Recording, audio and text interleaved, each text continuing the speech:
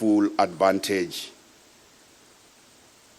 of the opportunities of the fourth industrial revolution. This summit takes place indeed at the right time because already there's evidence that many sectors of South Africa's economy are undergoing digital transition, although not at a pace fast enough. For instance, the average ICT intensity of jobs in South Africa has increased by 20% over the past decade. Gauteng province is determined to play an important role as an engine, as an economic engine of our country and an industrial, technological, and financial hub of sub-Saharan Africa. We are the first provincial government in the Republic to set up an e-government department, which is focusing on the modernization of government. We have also invested significant resources in the rollout of broadband, particularly to the peripheral and deprived communities of our province, in order to address the real danger, possibly which is a threat as important as climate change, and that is the danger of digital exclusion, digital inequality, and digital poverty.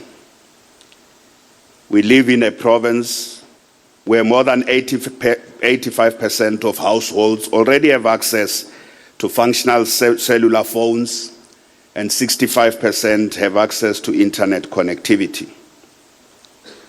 As we know, broadband connectivity has a very positive contribution to GDP, to the quality of life of citizens, and to the business environment.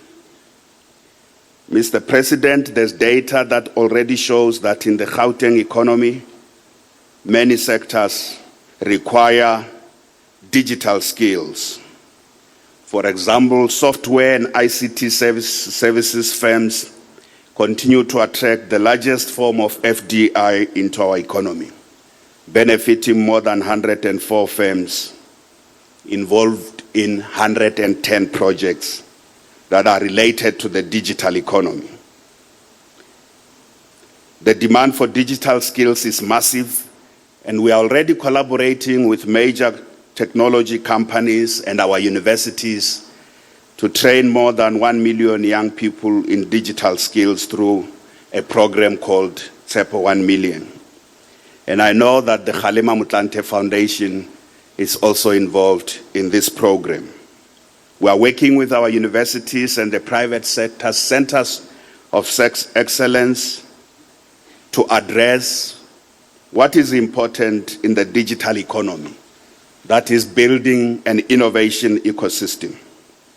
So the fourth industrial revolution is upon us, and as a nation we must take steps to fully prepare for this new economy and in no doubt this new society. We need a country strategy, which, Mr. President, I hope this summit will be the beginning of developing our country strategy if we are to survive. Let us heed the words of an economics Nobel laureate, Professor Robert Shiller, who says the following about preparing for the future. You cannot wait until a house burns down to buy fire insurance on it. We cannot wait until there are massive dislocations in our economy and in our society to prepare for the fourth industrial revolution. That time is now, and I have no doubt that South Africa is ready. I have no doubt because we have a president who has a vision, a determination, and a drive to move our country's ship away from the troubled waters of low growth trap, unemployment, and corruption. We have a president who's serious about economic recovery, increasing investment, and rebuilding our public institutions to serve all our people. Mr. President, the whole nation is fully behind you in the vision you articulated in the recent State of the Nation address. We share your passion in building the South Africa of our dreams. This South Africa of our dreams include positioning our country to play its rightful role and find its place in the fourth industrial revolution and the digital economy. May I suggest that all of you gathered here at this fourth IR summit are part of the President's dream team of reimagining a country beyond its present perils.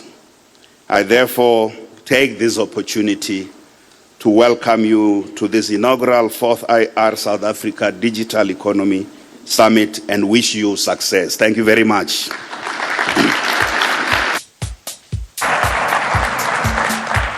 Mr. Premier, thank you very much. Ladies and gentlemen, on to the rest of the program. Universities are going to be at the forefront of the fourth industrial revolution. They're going to be the hotbed of creativity, of the genius to unlock the potential of young South Africans, their ability to see a future that none of us, frankly, can conceptualize right now. One of the trailblazers, one of the people making sure that it will happen, putting all the pressure that he needs on him, is the Vice-Chancellor of Wits University, Professor Adam Habib.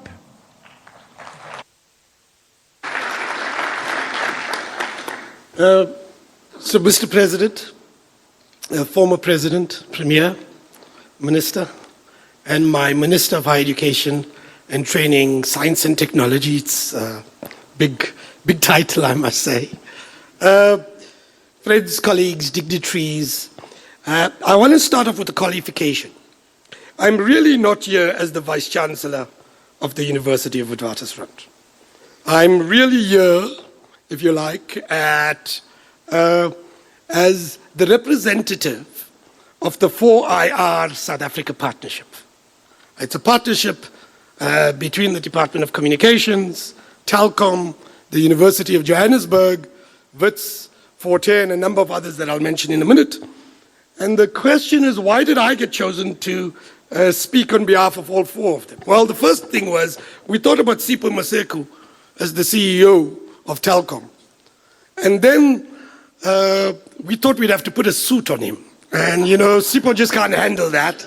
And so he refused. And so then it came to the three vice-chancellors. And when we discussed it, Sakele, Shiletsi, and myself, they thought between ourselves, I had the sweetest, gentlest, and least gruff voice of the vice-chancellors. So effectively, I got landed up with the job of representing the 4IR South Africa Partnership. It is an alliance, as I said, between the Department of Communications and Telecommunications, Telkom, the universities of Witwatersrand, Johannesburg, and Forte. It started, I want to say, sometime in June 2018, when Sipho Maseku, as CEO of Telkom, made an open call that South Africa needs to start preparing for the fourth industrial revolution, and we need a national response to this challenge. And as Sipho does, he called me very early on a Sunday morning, myself and Shiletsi, and he said that I think that the universities need to be involved in it. And both Shiletsi and I, representing our institutions, agreed, and we became part of this partnership, and soon thereafter, Forte, Sakele Bushlungu from the University of Forte joined us. Subsequently, the Department of Communications became an integral part of the partnership. In November 2018, we had Deloitte joining us, and then early in 2019, Huawei and Vodacom became partners of the 4IR South Africa Partnership. We've got a set of conversations happening with many other partners, potential partners, and I say all of this because it's important to realize that what we're looking for is an open partnership, an open conversation. What we're interested in is not narrow organizational goals, the goals of WITS or UCT or Forte or the University of Johannesburg or Deloitte or Vodacom or Telkom. What we want is to develop a comprehensive partnership of South Africa so that we can respond as a nation to the challenges that are emerging and the opportunities that provide themselves.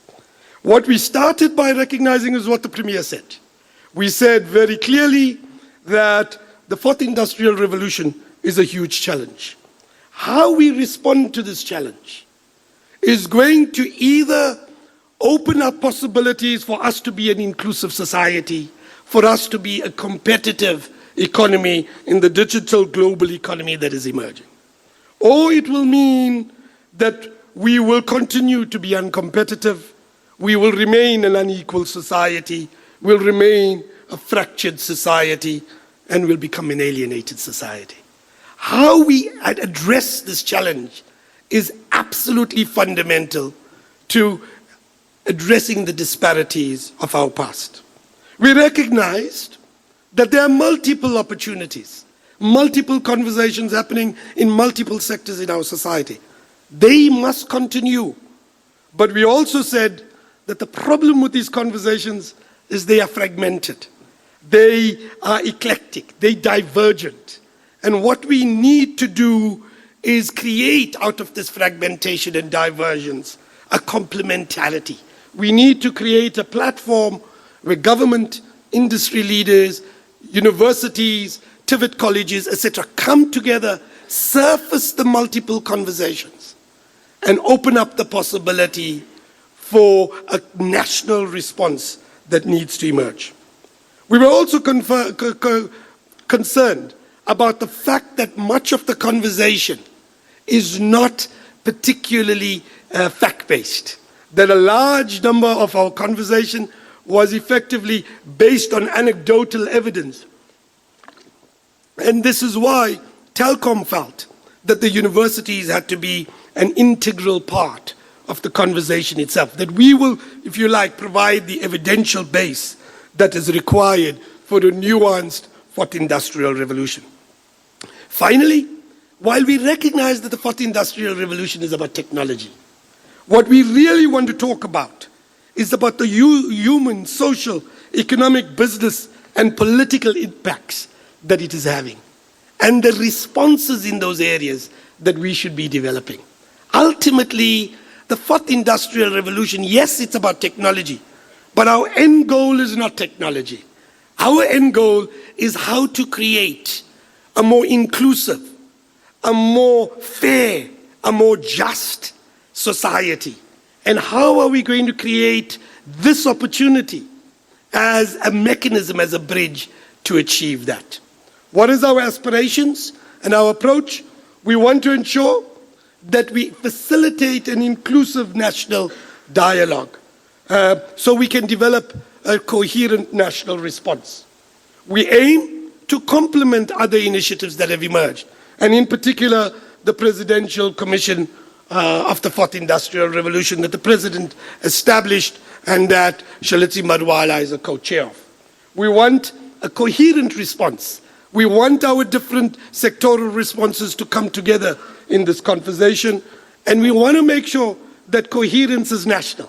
You can't have a sectoral response or a provincial response or a city response. These multiplicity of responses have to come together as a national response, and dare I say, Mr. President, a continental response to the challenges of our time.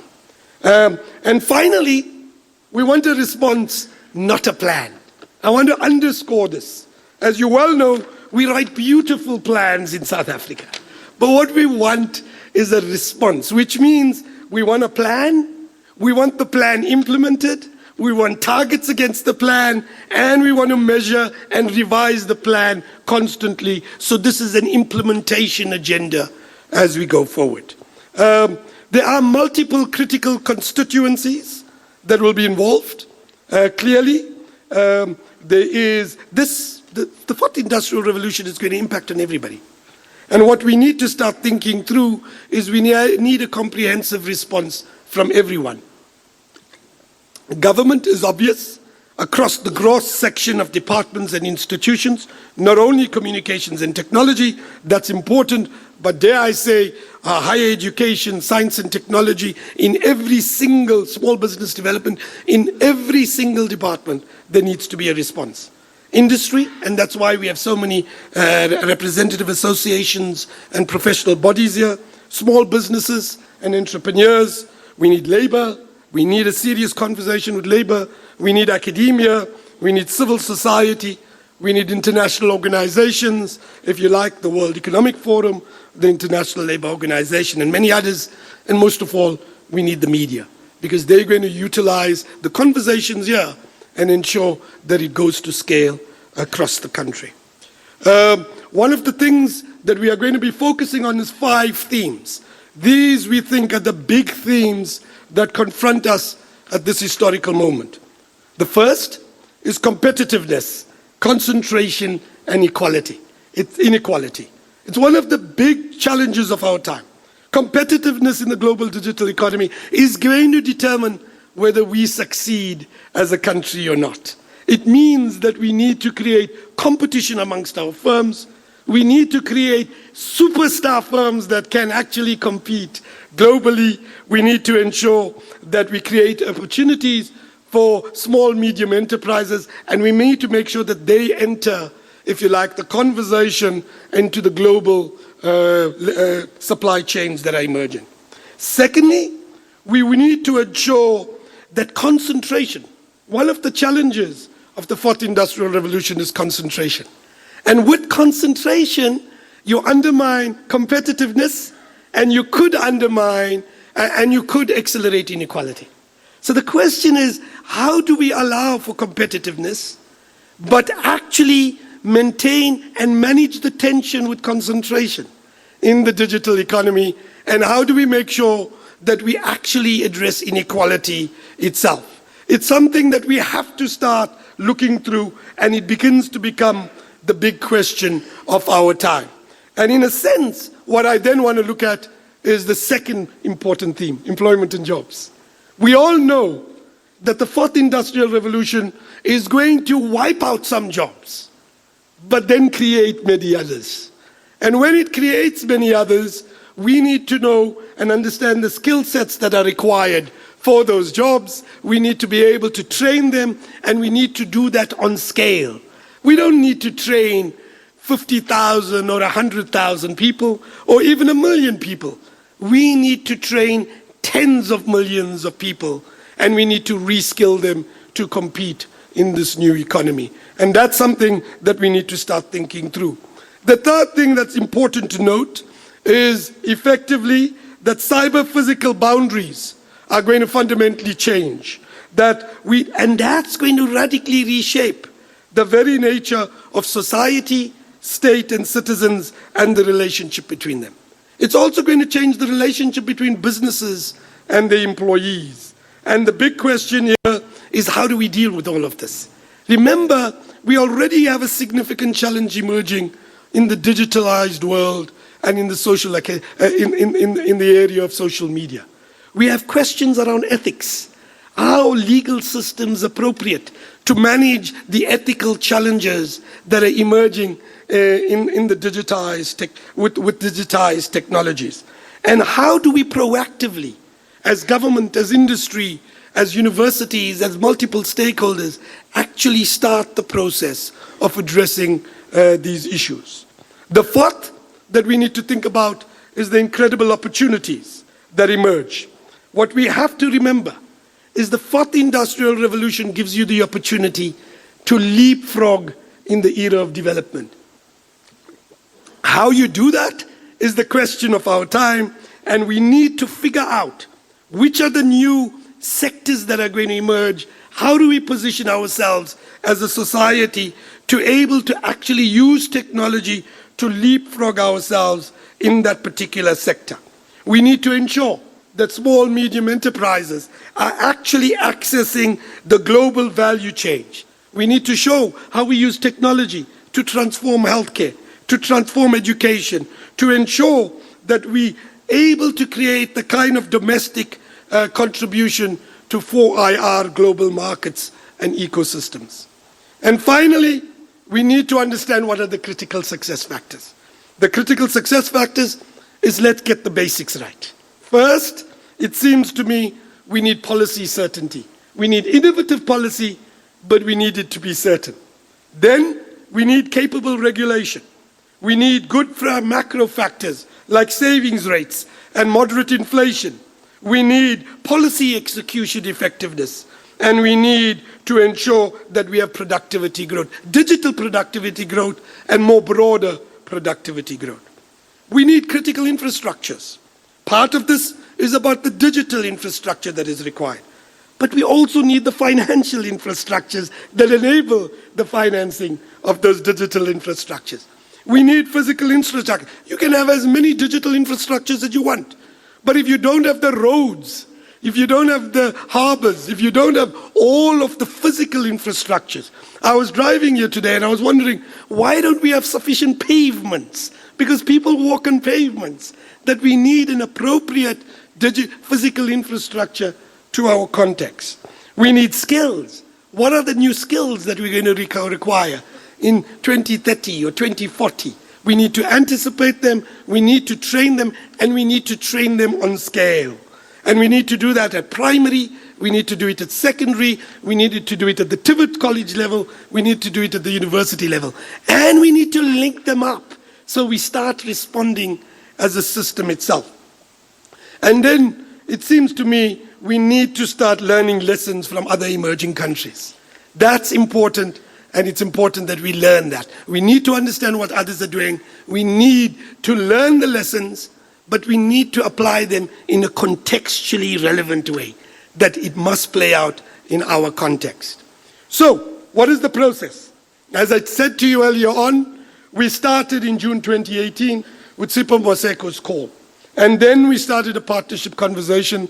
As all good partnerships emerge, we did it over wine and dinner between the vice-chancellors and Sipho. And then we got government departments involved. I will say that the government departments didn't pay for the wine, Mr. President. We made sure that Telkom paid for it. And then we established a secretariat. And that secretariat was Brian and the people around him, and they put much of this together. We held a public sector workshop in the 16th of November where we brought multiple departments together, and we began to look at what the initiatives that were playing out there and what to do there, and I surfaced those conversations. Then we had 4 other workshops: an ICT sector workshop, a heavy industry mining infrastructure manufacturing workshop. We had agriculture and foodstuffs, and then financial and business sectors. And then finally, we surfaced all of these conversations that were required in this period. We brought all of them together, and we began to start facilitating a conversation. And then finally, it seems to me, we brought all of this together, and we hope to create a platform on which the Presidential Commission can begin to work, a foundation that enables their work. Finally, what is the objectives of this digital economy? First, we brought in all representatives of multiple sectors here. We want to build, we want to align, and we want to develop a momentum for the 4th Industrial Revolution. We want to create further research and deliberation. We need to figure out what the areas are, and we need to collectively develop this. We need a framework for further action, and we need to make sure that how we move or go forward from this summit. And finally, we need to establish a departure point and foundation for the Presidential Commission's future work. So, in a sense, colleagues, friends, and since we are here, and I am from WITS, I'll say comrades, it's lovely being here, it's lovely participating in this. Let's get talking to develop a national plan for the 4th Industrial Revolution. Thank you very, very much.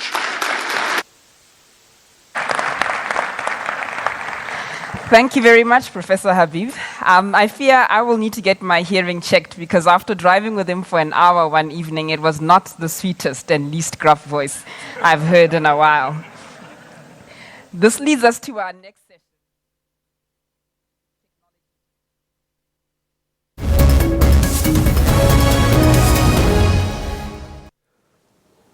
All right, we're going to leave the summit for a short while. We've got some breaking news. 3 people have been killed in a bus accident on Airport Road in Plettenberg Bay, Southern Cape. Our journalist Spiwe